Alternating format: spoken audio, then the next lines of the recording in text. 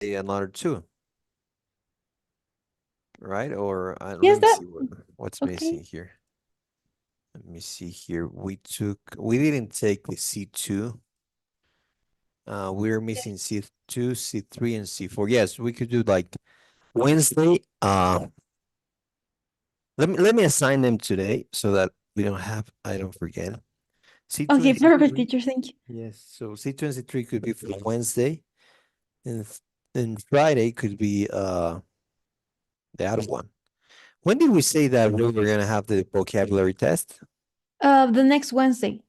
The next Wednesday. Okay, great. Not this, but the next week. Yes. Okay. So.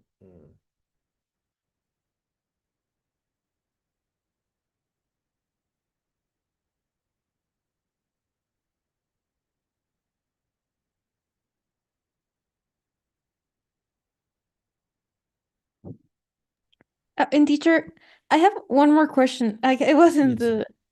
in the other meeting about the TOEFL preparation class, and I I knew that there was like a page which simulates like mock test of TOEFL. Also, it's called Test Glitter, and I don't know if you recommend it.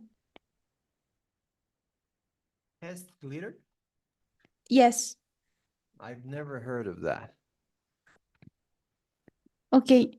Because I think like they do like mock tests that controls also the time that you spend doing it. Oh, that's interesting.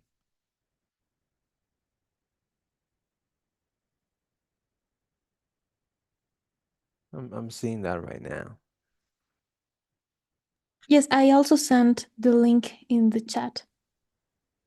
You could do Just that as one. mock-up test if you want, like instead of the one we're asking for. If you really, yeah, somebody told me about this page, but I didn't know the name. But I don't. What I don't know is if it's realistic. I'm not sure though. The one that we're doing is realistic because it's a previous says it's official. Uh, at least it was, right? Okay. Uh, but oh yeah, the problem here would be that the material, I'm not sure it's gonna be realistic. Let me take a look. That's why we do this. That's why we work with this, even though it's a little bit old. But it's the last time the TOEFL launched a computer program, the one we're working with, because after 2019, they only have like online versions and they don't have these programs. So anything that anybody like finds online is not gonna be official. And there's some problems with that. The main problem would be that, as you said, it's not realistic. Let me see here. Yeah, I'm seeing these right now.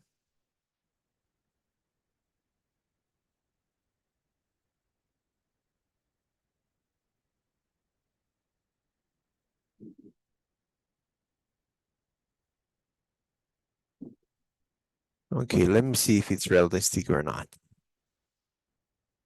Oh, I'm gonna see that.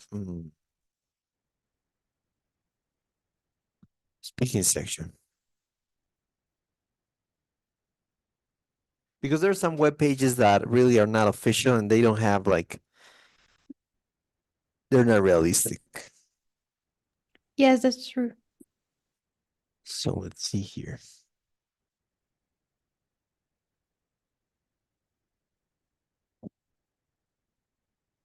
Many people prefer to purchase new books, while others would rather buy used books. Which do you think is better? Explain why. Yes, this is not official. Please prepare your answer after the beep. Let me see here.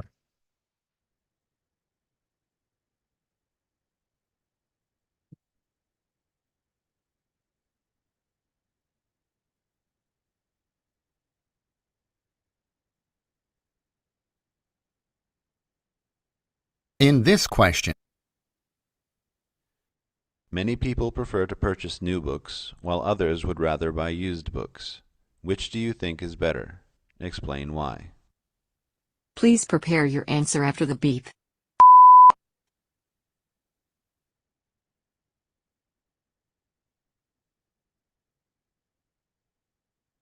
Let me see question number 2. I'm gonna tell you if it's realistic or not because that's where I find the most mistakes. Please begin speaking after the beep.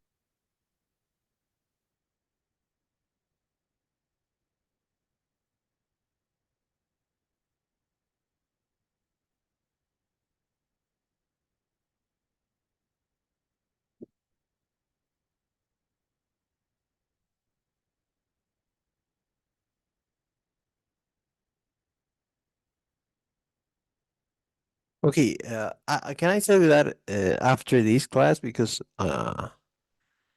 Yes, teacher, don't worry. I need it, but it's a good web page. I'm gonna take a look. Okay, so let's continue here.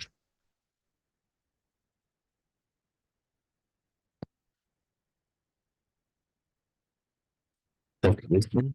Hi, it's Emily. We're almost at the end of the course. This is a time when you can look back and feel good about how much you've learned. It's also a good time to review. The grammar point that we're going to review today is adjective clauses. Did you recognize the adjective clauses that I just used? Okay, can you please read? Sure, so 1. Adjective clauses, also called relative clauses, often begin with a relative pronoun. The relative pronoun can be the subject or object of the adjective clause. Patty, is Talia Santos the reporter who broke the story? In this example, the relative pronoun who is the subject of the adjective clause. Nick, yes, she's the one that I worked with. In this example, the relative pronoun that is the object of the adjective clause. Continue, please. 2. We can use the relative pronouns who or that for a person. Nick, Tal is the person who did the most to help me. Or Tal is the person that did the most to help me. We sometimes use whom for a person when the relative pronoun is the object of the clause. Whom is very formal. Host, this year the most valuable player award goes to an athlete whom we all admire. 3. We can use the relative pronouns that or which for a thing. Talia, I turned down the job offer that I got at Newsbeat. Or I turned down the job offer which I got at Newsbeat. That is more common than which is in informal conversation. Continue, please. Okay, 4. We use where in adjective clauses that describe a place. Nick, is there some place where we can go for a few minutes? The adjective clause where we can go for a few minutes describes some place. 5. We use when or that in adjective clauses that describe a time. Patty, it seems like it was just yesterday when you asked me to turn up the volume. Or it seems like it was just yesterday that you asked me to turn up the volume. The adjective clause when you ask me to turn up the volume or that you asked me to turn up the volume describes yesterday. Okay, continue, please. Okay, 6. In adjective clauses, we often leave out the object relative pronoun. We also leave out when or that in adjective clauses that describe a time. This is very common in informal conversation and writing. There's something that I need to discuss with you. It's hard to find a time when we can talk. We can leave out where. That's the juice bar with where Nick Crawford liked to go. We do not say that's the juice bar Nick Crawford liked to go. Okay, great. So here as we saw, we have the subject, the relative pronoun can be the subject or it could also be the object of the adjective clause. Like here.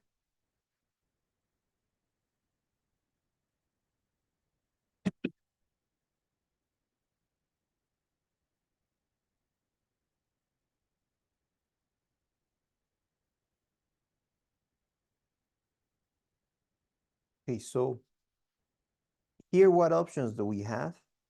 The first one. He is the guy that stole my phone. Okay, what's He- another one? He's the guy who stole my phone. Great. Any other one?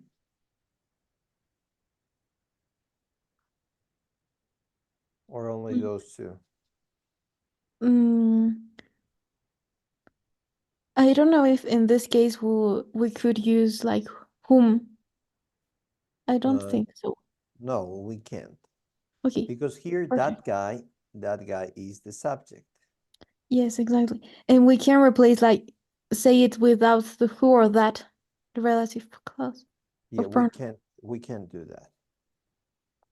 That guy is the subject. That's why it's a subject. In this case, the relative pronoun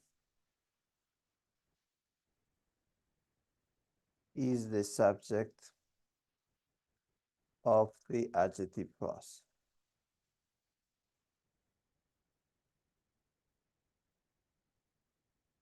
Let's do this example. What options do we have here? He is the guy that my cousin hates. Any other one? He is the guy whom my cousin hates. No. Whom? Any other one? And leave it in blank. Like he's the guy my cousin hates. Any other one? He's the guy which my cousin hates. Oh, that's not a possibility. Any other one? No, I don't think so. There's one missing. So the first one Oh, would be also whom? who? Yes, who, that, and without. So this is the most formal one, and the second, the third, and the least formal. So here, that guy is the object, right?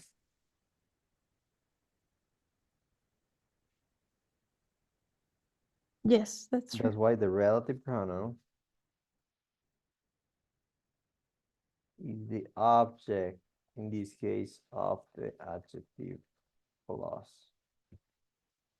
Okay, so in this, when the relative pronoun is the object, you have four options: whom, who, that, and without anything. And when it's the subject, you have only two: who or that. Okay, and also you can really if you don't know what's the answer, you could really see here you have like a subject or a verb. Here is always a verb. That's why the relative pronoun is a subject. But when it's an object, here you're gonna have a subject like my cousin, my cousin, my cousin. So this is a subject. Okay, so that's how you can differentiate these two.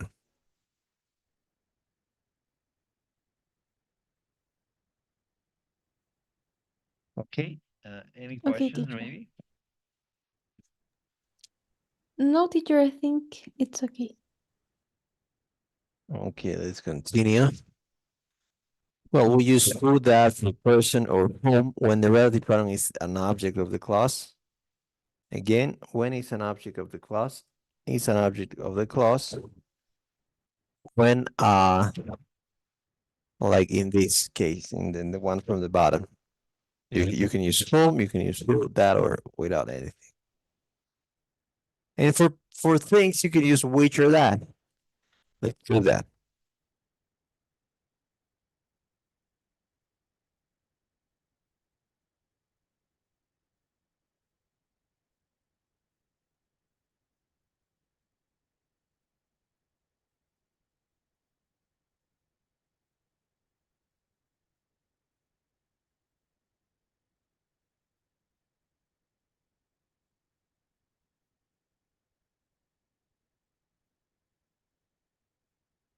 The first one, what options do you have?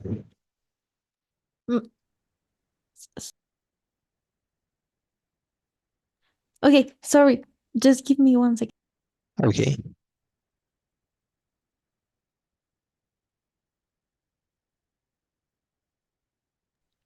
Okay, then the first one will be like, this is the car that costs a lot. And Any other one? that is the car which costs a lot. Okay. Then that's it. And then the second one? And the second one, that is the car that my friend love. That is the car Friend love, yes. love. This is the car which my friend love. And finally, this is the car my friend love.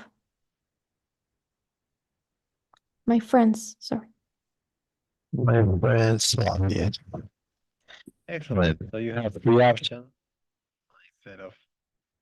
instead of two, because this in here you have uh the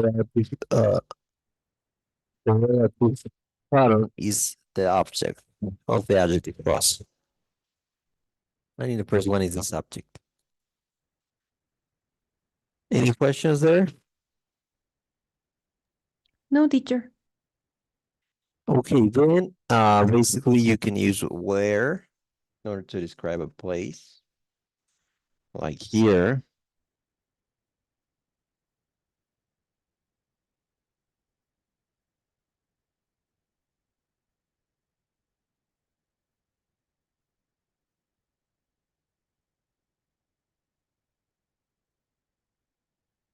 That is the country. I got married in that country. How would you combine these two?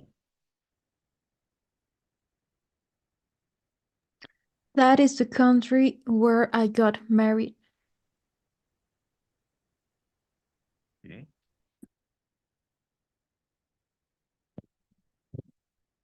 That is the country?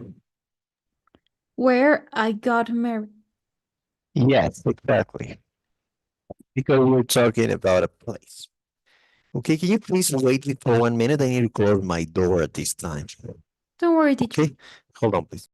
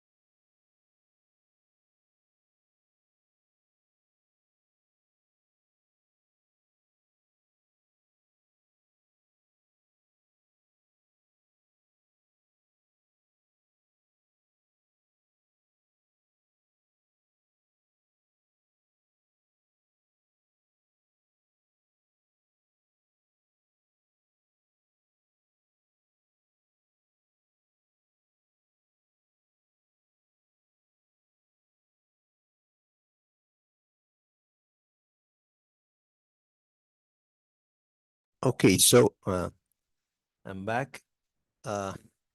So then we have also when or that in an adjective clause that describes time.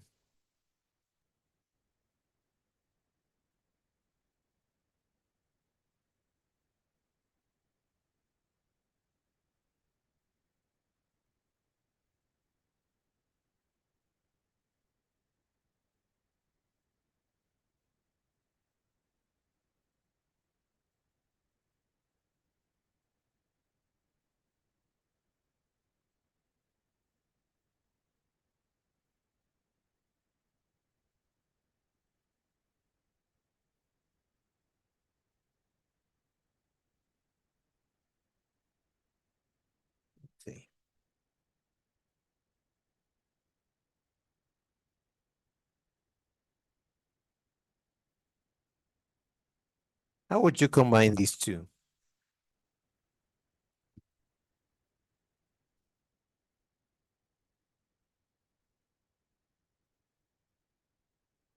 I can't hear you. Okay, then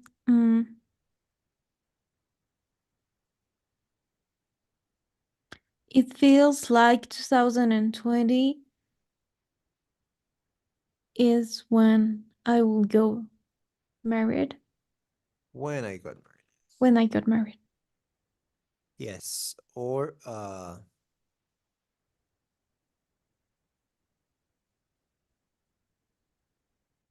you could say I feel like 2020 that I got married. Or like these two examples, it seems like it was just yesterday when you asked me turn up the volume, or that you asked me to turn up the volume. In describe, it describes yesterday, or in this case, it describes 2020. Do you have any questions with 4 and 5, maybe?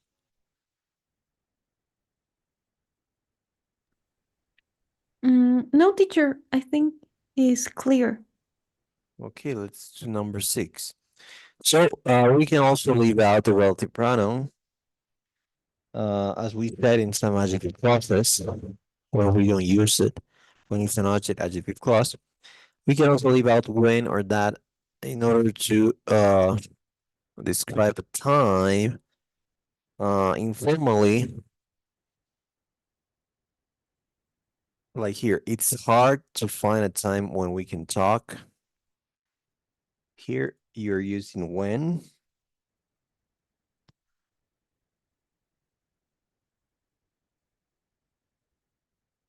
But basically, you are able, very informally, to forget about when.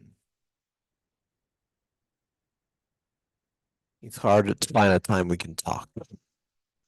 So this is common in internal conversations, but in the TOEFL, I wouldn't recommend that. And where, that's something that you can't leave out. That's the use word where Nick Crawford likes to go. If you said that's the use word Nick Crawford like to go, that'd be wrong. Okay, so and there's something that I need to discuss with you. This, if you remember, is an object adjective clause. So basically here, you have various options. You could say this, or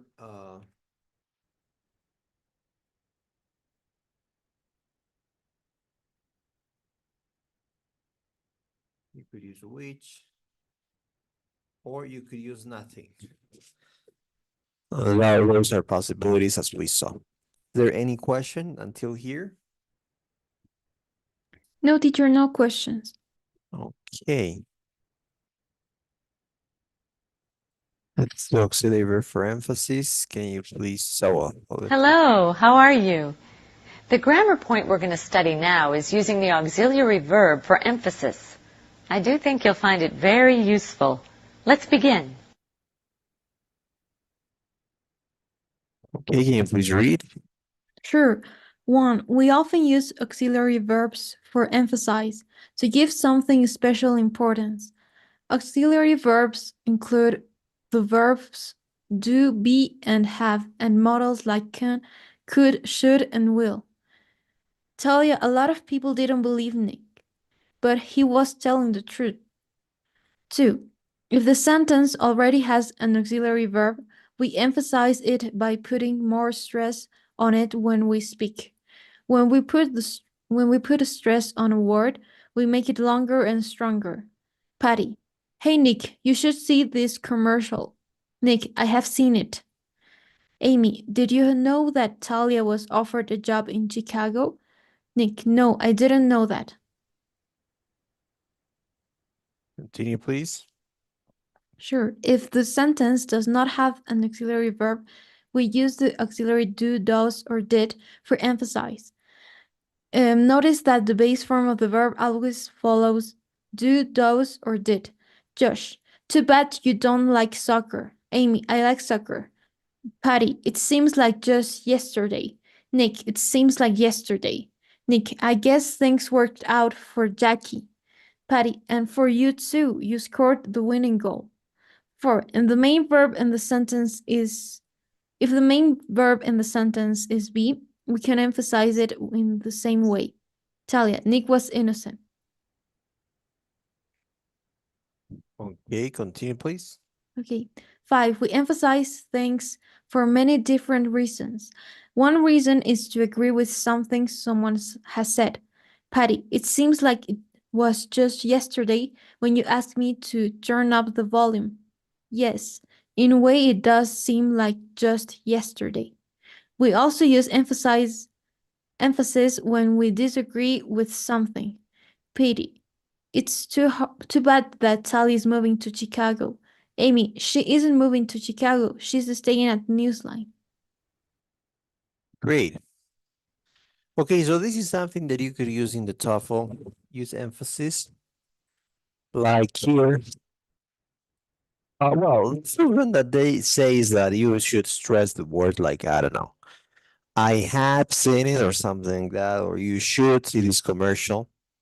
To emphasize, to put more stress in auxiliary verb. That's an option. Emphasize the models. But the one that really is useful is this one. To emphasize like this. Too bad you don't like soccer. Instead of I like soccer, you could say I do like soccer. It seems like yesterday. It does seem like yesterday. And for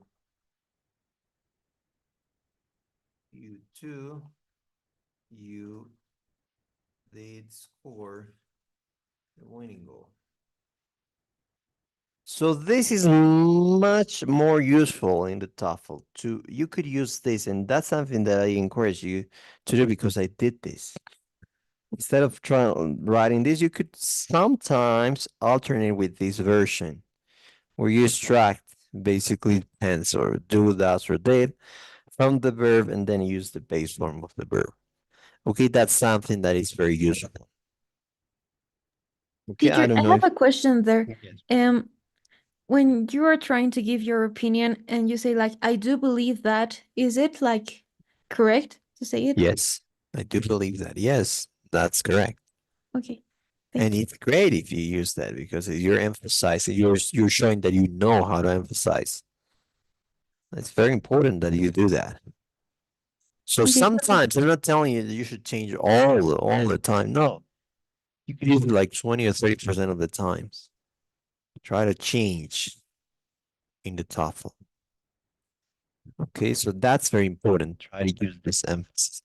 And here it says that here also was could be emphasized, but they're only talking about the stress, like Nick was innocent. Put more stress on the word. That's not very useful, to be honest with you. We emphasize things for many things. One reason is to agree with something someone has said, like in a way, it does seem like yesterday. Instead of saying it seems like yesterday, you're trying to emphasize more or disagree. But in this case, she isn't moving to Chicago. In this case, the emphasis is only the stress part. But this one is very useful. I don't know if you've got any questions. No, teacher, I think it's clear. Okay, let's continue here. We're gonna finally review some phrasal verbs. Hi. I'm so happy everything has worked out so well. Talia's and Amy's hard work has paid off. Both of them have new jobs. And Nick may not have won the championship, but it seems that he's won Talia over. Phrasal verbs like work out, pay off, and win over are so important in English. Let's review them. Okay, can you please read? Sure. So phrasal verbs are verbs that have two parts, a verb plus a particle. Turn out is a phrasal verb. Turn is the verb. Out is the particle. The particle looks just like a preposition, but it is actually one part of this two-part verb. The particle often changes the meaning of the verb. Patty, let me know how things turn out. In the example, turn out means have a particular result. As you can see, the verb turn plus the particle out has a completely different meaning from the verb turn by itself. Continue, please. Certainly. 2. Some phrasal verbs are inseparable. This means that the two parts, verb and particle, always stay together. When an inseparable phrasal verb has an object, the object always comes after the two parts of the verb. Amy, what do you think of the commercial? Talia, what do I think of it? I think it's ridiculous. In the conversation, the noun the commercial and the pronoun it are objects of the verb think of. Both noun and pronoun objects always come after an inseparable phrasal verb. We do not say, what do I think of it? What do I think of it of? Continue, please. 3. Some phrasal verbs are used with certain prepositions when they have an object. We sometimes call these combinations three-part verbs. Three-part verbs are inseparable. Patty, things have worked out for you, Nick. The phrasal verb work out means stop being a problem. We use it when with the preposition for when there is an object. We don't use the preposition when there is no object. Nick, yes, they have worked out.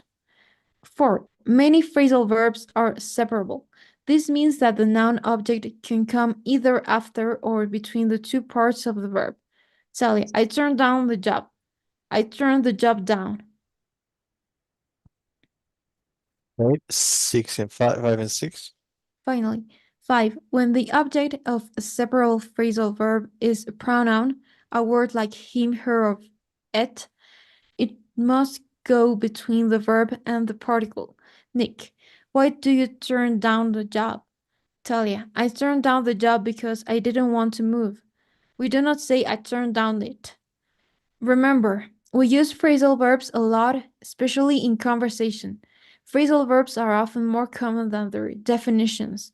For example, Mark, I ran into my cousin yesterday is more common than I met my cousin by accident yesterday. Great. Okay, so here, first thing is to say that basically, there are some phrasal verbs that, phrasal verbs have two parts, a verb and a particle. Turn out is a phrasal verb. Turn is the verb and out is a particle. Let me know how things turn out. So turn out means have a particular result. Did you know the meaning of turn out? Yes, I did know the meaning of turnout before. Okay, great. But some phrasal verbs are inseparable. This means that you can't basically separate them. Like think of. Think of. It's a phrasal verb, even though it's pretty obvious the meaning, but it's a phrasal verb, and that means that you can use like, what do you think of the commercial? You can say, what do you think of it? But since it's inseparable, you can't say what do I think or what do you think it of. So you can't put a particle or the pronoun it in the middle. You need to put it after the phrasal, the inseparable phrasal verbs. Some phrasal verbs are used with a preposition. They are called three-part phrasal verbs. They are inseparable, like things have worked out for, or out for. These are the three parts, the verb, the particle, and the preposition. Basically, a workout means to stop being a problem. So things have worked out for me, or things have worked out for somebody. So that's called a three-part verb,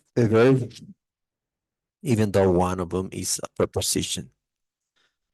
But many are separable, like turn down. Like, you know the meaning of turn down? Yes, I know it. Turn turned down the job. I turned it down. I turned.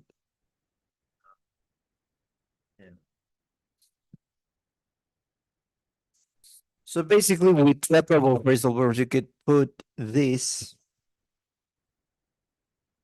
the object, can be put after or inside. And inside can also come the in this case, the pronoun it. Okay, I turn it down, I turn the job down, or turn down the job. You have these three options. What you can say is, I turned down it. This one is wrong.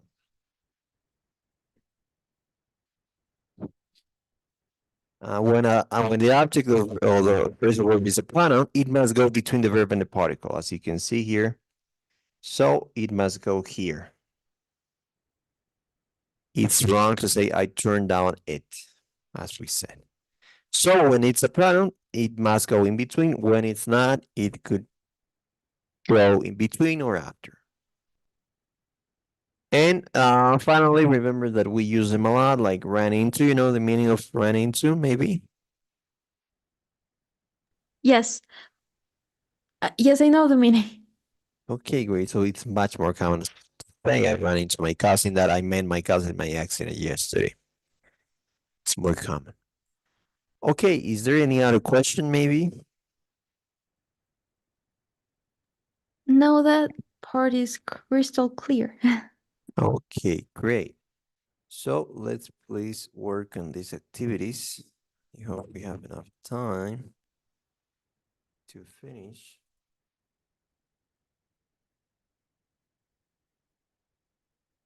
Please let me know when you're finished. Okay, teacher.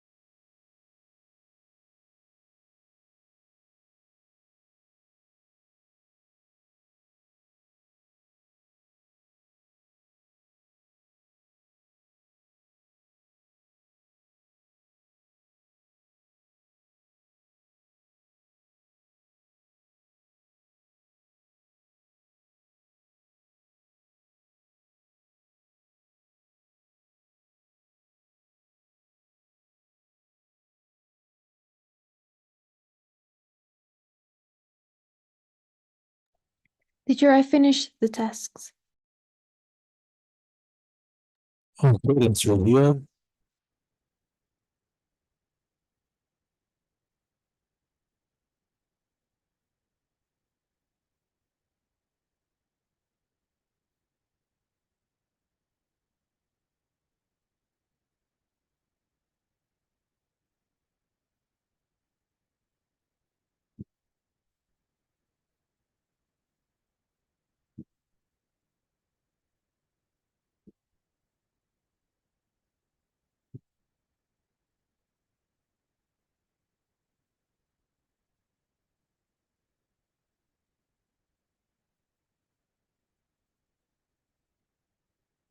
Okay, so I'm gonna assign you the test for tomorrow and for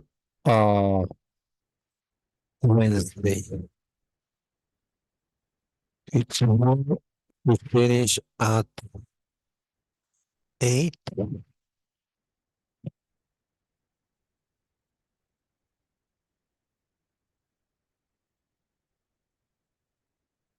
And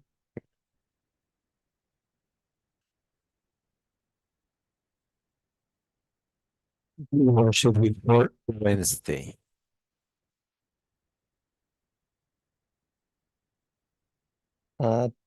She should finish at 7, right? Yes, 6 to 7. Yes, exactly. And we're gonna see next Wednesday, like for the worst test, and I'm gonna give you the grade. Sure, teacher. And then for the parts that I completed of B and C, are we going to review it or just on your own? I'm gonna review the on my side, and I'm gonna give you a grade that day, Wednesday. Okay, teacher. I'm gonna do something on my side for yes, for 2 days. Yes, so I'll review it on my side. Okay, so let's finish here. Sure. Thank you so much for all these classes. I think I've learned a lot, to be honest, great. and to practice also my speaking. So thank you so much, teacher. Oh, thank you, Alexandra. You've been a great student, one of the best we've had. And good luck in the test. We're gonna see you tomorrow on the TOEFL course, okay? Sure, teacher.